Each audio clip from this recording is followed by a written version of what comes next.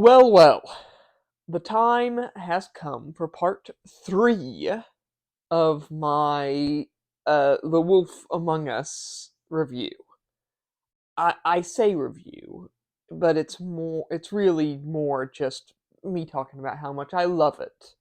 Though I would say I do have some legitimate complaints, I think. Overall, it's a brilliant, brilliant story that makes me feel bad when I want to talk about some things that I think didn't go over as well as they intended.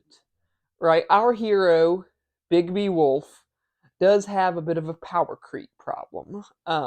With him getting beaten up, and either by Tweedledee and Tweedledum, or by the Woodsman, or by Bloody Mary, only for him to reveal later that he has a much more powerful, scary wolf form that he can transform into direct shot. Um, which makes me wonder why he didn't do that to begin with and save everyone a lot of trouble. Um, that said, there is the implication that it's not a willing transformation, that he can't just call upon Wolfman form anytime he wants. That it has to do more so with uh, anger and frustration and loss of control, which causes him to turn into ever more terrifying forms of wolf and wolfman with pretty much each act. Um, Bigby is, but I digress. Bigby is ragged and worn out after his first encounter with Bloody Mary. Apparently, he can pretty much regenerate from anything, even more so than the other Fables can. But a silver bullet is a different story. Uh, because Bigby is a reverse werewolf. Actually, he was the big bad wolf, right? A giant wolf that eventually got hit with lycanthropy, and that turned him into a human since he was already a wolf to begin with. It's a reverse werewolf situation, which isn't that neat. They actually put some thought into that. But it gave him that weakness to silver, so it's not all happy times. And our man has himself a pretty nasty case to figure out. The Crooked Man has come out of the shadows to strengthen his hold on Fabletown, and someone has to put a stop to it. That would be him, and Snow White, and the rest of the Fabletown government. Although, as we slowly learn throughout the narrative, that government is often corrupt and chaotic and malevolent. Um, yeah, I'm looking at you, Bluebeard. But in the absence of Ichabod Crane, and Old King Cole and the rest, Snow White is in charge, and she wants to do everything by the book.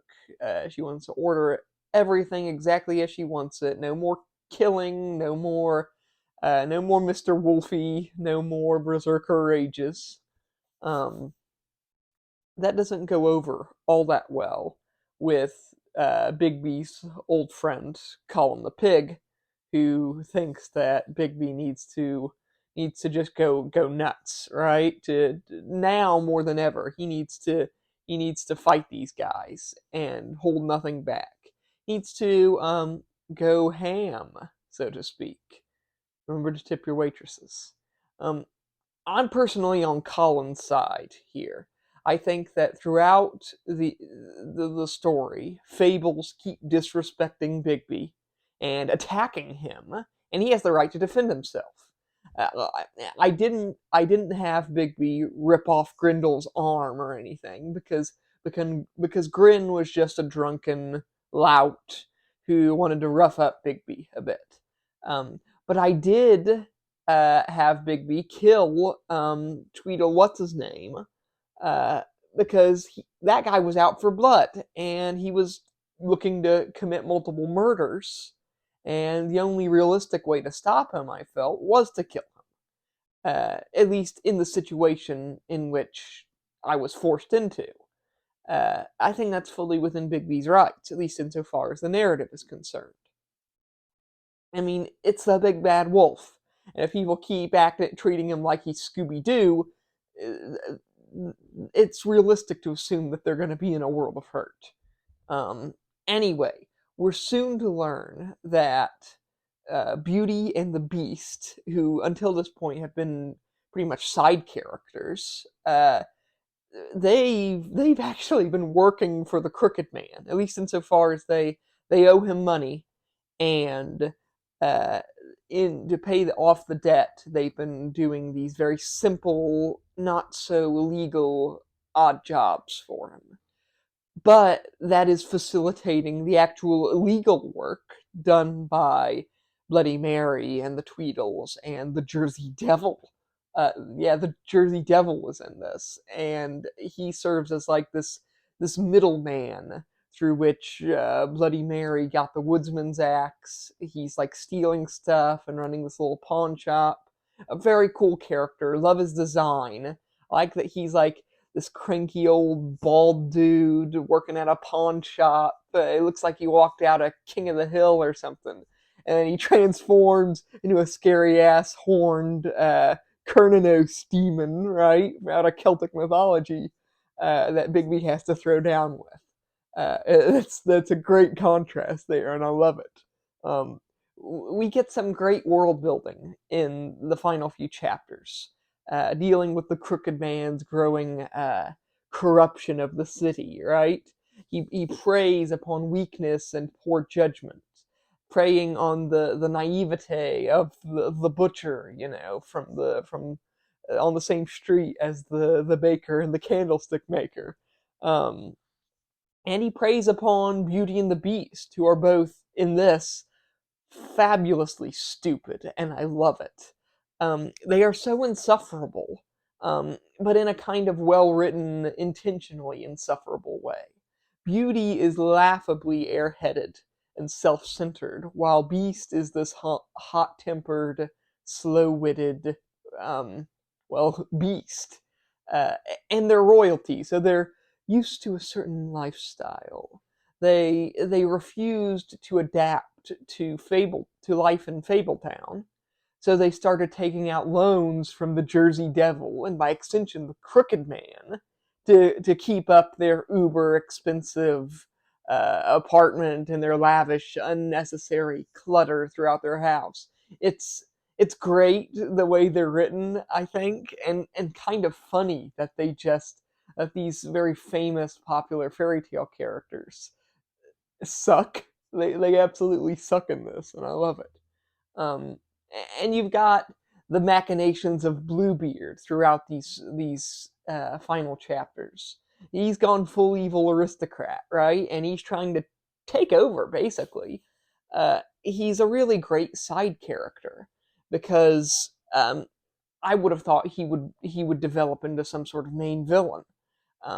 But because it's Bluebeard, right? From the Bluebeard story, where he's like murdering his wives and everything. But he just sort of hangs out and makes everyone's lives harder. I'd wish they'd done more with him, but um, I'm guessing they had some constraints in that regard. And once more, I digress. Uh, Eventually, the final showdown begins. Bigby finds this evil gothic crooked lair of the Crooked Man, hidden in an otherworldly plane, and Jersey Devil's there, and Georgie Porgy, and the remaining Tweedle and Bloody Mary, everyone, alongside the Crooked Man, the tall, twisted, very noble Crooked Man.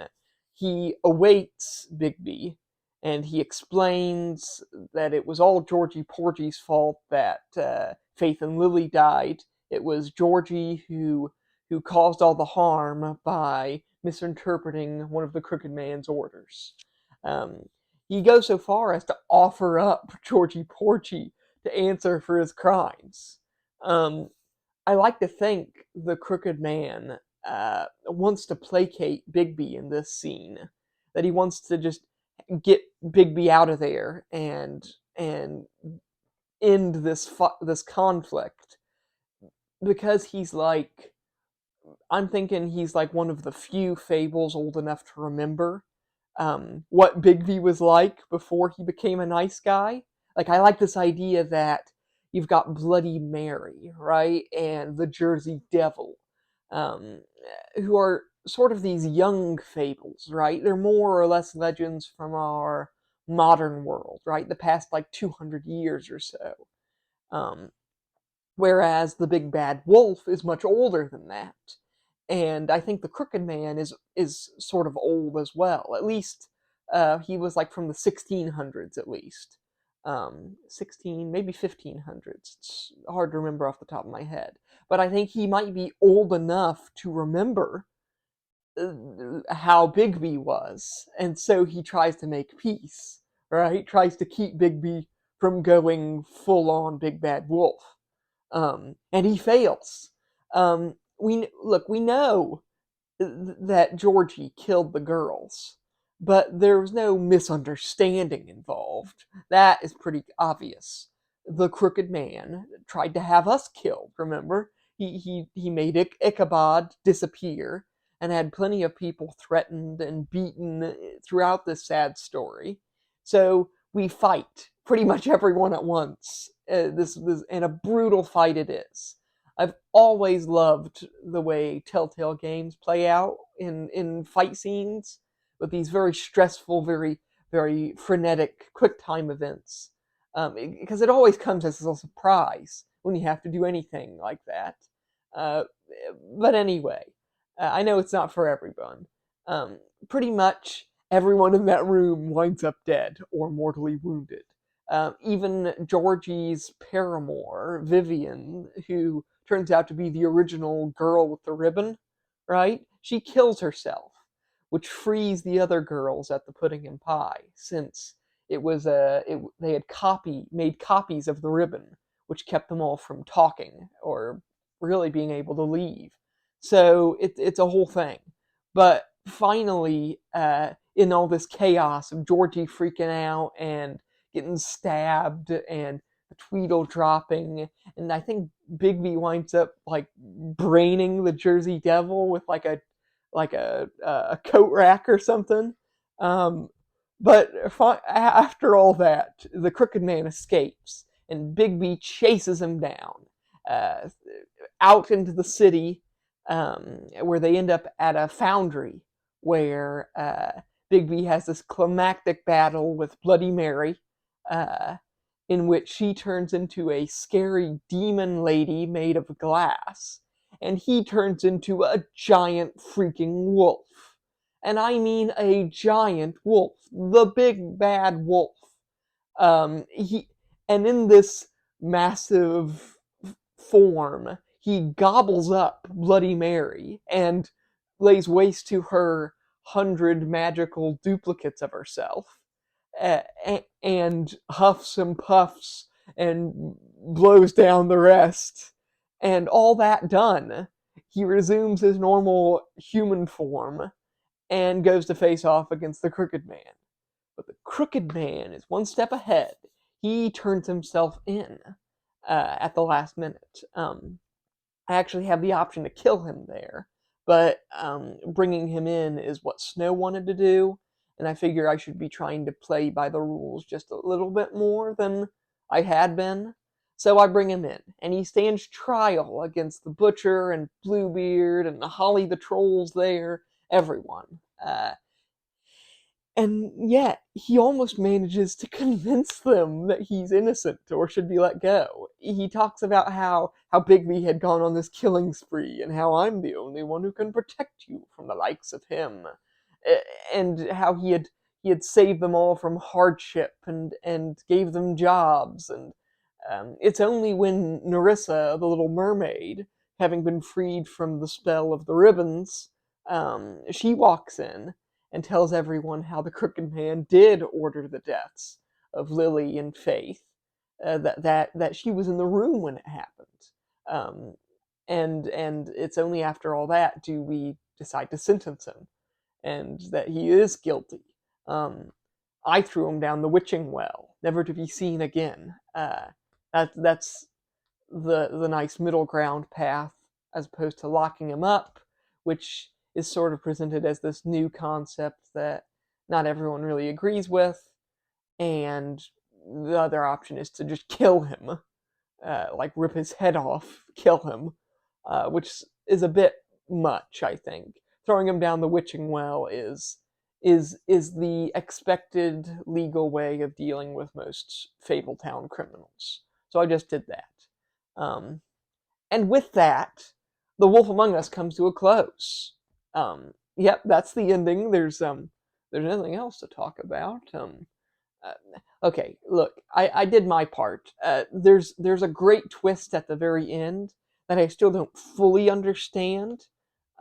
It's sort of a multiple choice, sort of noir-ish ending regarding Narissa and Faith and all the glamours and everything. But I'll leave you to investigate that for yourself.